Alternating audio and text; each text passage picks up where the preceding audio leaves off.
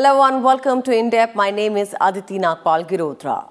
The Election Commission of India on Tuesday announced the schedule for biennial elections to Rajya Sabha for the seats that are going to fall vacant in April.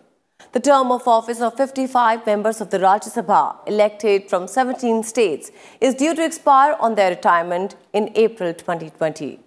According to Article 80 of the Constitution, the maximum strength of Rajya Sabha is laid down to be 250, out of which 238 are representatives of the states and union territories, while 12 members are nominated by the President. Rajya Sabha at present has 245 seats. Of these, 233 members represent the states and the union territories. The notification for the Rajya Sabha elections will be issued on 6th of March. The last date for filing of nominations is 13th March. In depth today, we'll focus on the Election Commission's announcement, the process of electing Rajya Sabha members, and the composition of the upper house as it stands currently.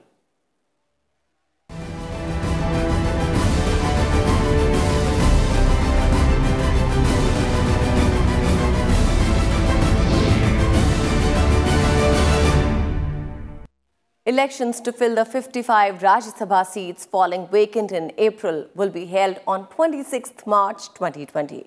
Announcing the days of the Rajya Sabha election, the Election Commission of India on Tuesday announced that biennial elections will be held in 17 states following the retirement of the members. Here's a detailed report.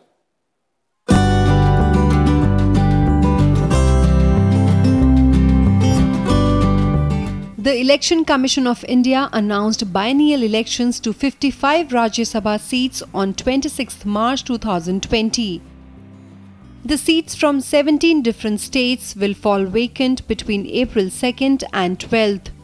The Election Commission said 51 of these 55 seats are falling vacant in April 2020 due to retirement of sitting members.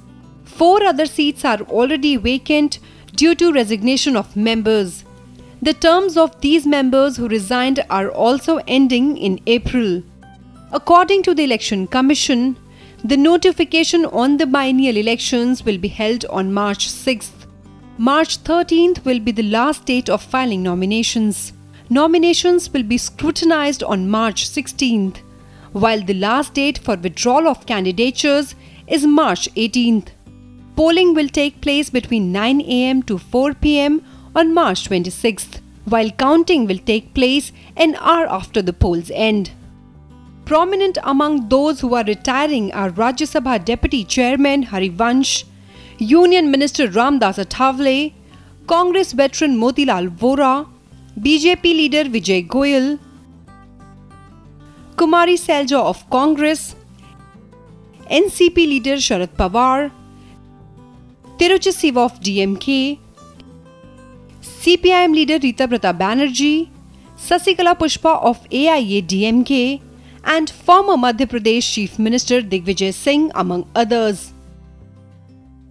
You see, the genesis of the Rajya Sabha goes back to the pre-independence days, when the Government of India Act 1919 decided that there should be a federal assembly, and Council of States means that it is a body which comprises or provides representation to the states, and a federal system means there is a central government and there are states, and the overall government is part of the state and the center.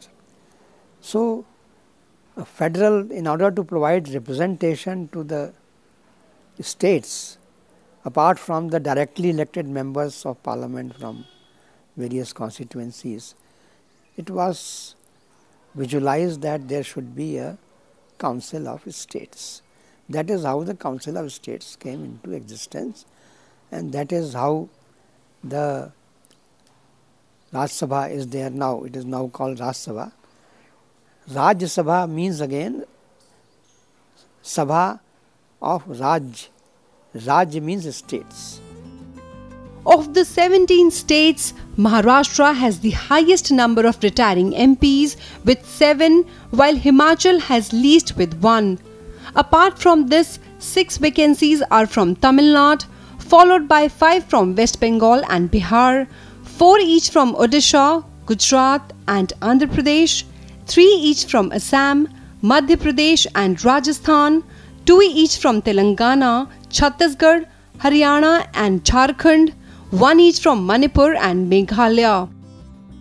Of the 7 seats of Maharashtra, 2 are held by NCP leaders Sharad Pawar and Majid Memon, while 1 seat each are held by the Shiv Sena and the Congress. Of these, all these are a part of the Maha Vikas Aghadi coalition government in Maharashtra. 1 seat each is held by Ramdas Athavale of the Republican Party of India and Amar Shankar Sable of BJP. Both BJP and Republican Party of India are alliance partners. With inputs from Vipul Agrawal, Bureau Report, Rajya Sabha Television. The biennial elections will be held in 17 states following the retirement of the members. Let's see how the retirement of the members affects the various parties and also the political groupings in the upper house. Elections to the Rajya Sabha will appoint members for more than a fifth of the upper house. These elections are expected to give an edge to the ruling BJP-led National Democratic Alliance. With 7 seats vacant, the Rajya Sabha currently has 239 members. The halfway mark stands at 120. Currently, the BJP has 82 members in the upper house, along with 25 members of the AIADMK, the JDU, the SAD, the AGP, the BPF, the LJP, the RPIA and SDF. The NDA has a tally of 107. From time to time in the upper house, parties like the BJD, the YSR Congress Party, the TRS and the NPF have voted in support of the NDA. These parties have 19 members. The NDA is likely to retain its strength in Gujarat, Bihar and states in the northeast, Meghalaya and Manipur. 2 of the parties that have voted with the NDA in the past, the YSR Congress Party and the MNF, are also set to win 4 seats. The Congress, on the other hand, won elections in 3 states in December 2018. It is likely to improve its tally from Rajasthan, Madhya Pradesh and Chhattisgarh. But the party is also expected to lose around 9 of its 19 seats that are falling vacant due to its reduced strength in some states. The party will lose seats in Karnataka, Andhra Pradesh, Telangana, Meghalaya and Assam. You see, the major issue is that earlier only the people who were on the electoral rolls of a particular state or who belonged to that state were permitted to contest for the Rajya Sabha. But subsequently the law was changed and now anybody from anywhere can contest for the elections to the Rajya Sabha. And that is why in this election as well as in several previous elections, the parties have to decide that who are their main candidates for this election, and then depending on the strength of that party in different states, they can nominate their members. Of the 55 retiring members, 16 are from the BJP, 13 from the Congress, 4 from the All India Trinamool Congress, 4 from the AIADMK and 3 belong to the Biju Janata Dal. 3 members are from the JDU while 2 are from the NCP. 1 member each is from Shiv Sena, Republican Party of India Athavale, Communist Party of India Marxist, TDP, TRS, BPF and the RJD. 1 member was without party affiliation while 2 of them are independents. Bureau Report, Rajya Sabha TV. Rajya Sabha is a permanent house and is not subject to dissolution. Nearly 1/3 of its members retire every second year and an equal number of members are chosen to replace them. In this report, let's understand the process of election to the Rajya Sabha.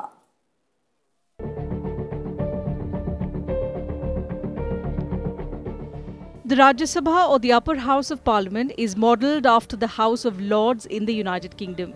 Article 80 of the Constitution lays down the maximum strength of Rajya Sabha as 250, out of which 238 are representatives of the states and the 2 union territories, and 12 members are nominated by the President. However, the present strength of Rajya Sabha is 245, out of which 233 are representatives of the states and union territories of Delhi and Puducherry. 12 members are nominated by the President. These nominated members are persons having special knowledge or practical experience in such fields as literature, science, art, social service, etc. The 4th schedule to the Constitution provides for allocation of seats to the states and union territories in Rajya Sabha. The allocation of seats is made on the basis of population of each state. This means the number of elected seats also changes if states are merged, bifurcated, or new ones are created. The representatives of the states and of the union territories in the Rajya Sabha are elected by the method of indirect election. The representatives of each state and 2 union territories are elected by the elected members of the Legislative Assembly of that state and by the members of the Electoral College for that union territory, as the case may be, in accordance with the system of proportional representation by means of the single transferable vote. The Electoral College for the National Capital Territory of Delhi consists of the elected members of the Legislative Assembly of Delhi, and that for Puducherry consists of the elected members of the Puducherry Legislative Assembly. 1/3 members of Rajya Sabha retire every 2nd year. A member who is elected for a full term serves for a period of 6 years. A vacancy arising otherwise than by retirement of a member on the expiration of his or her term of office is filled through a by-election. A member elected in a by-election remains member for the remainder of the term of the member who had resigned or died or disqualified to be member of the House under the 10th schedule. The system of election of members of the Rajya Sabha is by proportional representation by means of the single transferable vote. The general principle of this mode is that the single vote is transferable from one nominee to another. Such a transfer takes place in 2 scenarios. One, when a candidate obtains more than what is required for his or her success and therefore has an unnecessary surplus. Second, when a candidate polls so few votes that he or she has absolutely no chance and therefore the votes nominating him or her are liable to be wasted. As per this system of election, each elector has only one vote, irrespective of the number of seats that are to be filled. And that single vote is transferable from one candidate to another. The electors are given a ballot paper with the names of all candidates. On this ballot paper, they mark their preferences for the candidates with the figures 1, 2, 3, 4 and so on against the names chosen by them. This marking is understood to be alternative in the order indicated. The candidate who gets rank 1 from an MLA secures a first preference vote. The minimum number of valid votes required to secure the return of a candidate at the election is called quota. At an election where only one seat is to be filled, every ballot paper is deemed to be of the value of 1 at each count, and the quota is determined by adding the values credited to all the candidates and then dividing the total by 2 and adding 1 to the quotient, ignoring the remainder if any, and that resulting number is the quota. At an election where more than one seat are to be filled, every ballot paper is deemed to be of the value of 100 and the quota is determined by adding the values credited to all the candidates and dividing the total by a number which exceeds by 1 the number of vacancies to be filled and adding 1 to the quotient, ignoring the remainder if any, and that resulting number is the quota. Simply put, every candidate in the race requires 1/4 of the total number of votes plus 1 to get elected. If the Lok Sabha elections are held, then there will be a period when Lok Sabha will be dissolved and there will be no parliament as such in existence. So it was decided that the Council of State, the Rajya Sabha, will be a permanent body. It was then decided how to, still there is need for renewal. There is need for renewal of this body because the representatives cannot have permanent term. So unlike the House of Lords, where once you are a Lord and you are a member, then till you are a Lord you continue. Here it was decided that once in 2 years, 1/3 of the members will retire, because the total term of Rajya Sabha was conceptualized as 6 years.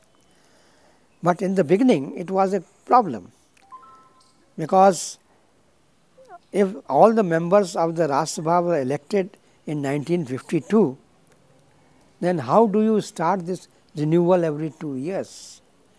So, in the beginning itself, it was decided that out of all the members who were elected to the Rajya Sabha in the first round 1952, 1/3 will retire after 2 years, another 1/3 will retire after 4 years, and then the remaining will retire after 6 years. There are also certain conditions when a ballot paper is deemed invalid. These include preference 1 not being marked, or if it is assigned to the names of more than one candidate or is placed in a confusing manner. Other reasons include assigning 2 preferences to one candidate, or if there is any mark or writing by which the elector can be identified. Bureau Report, Rajya Sabha TV.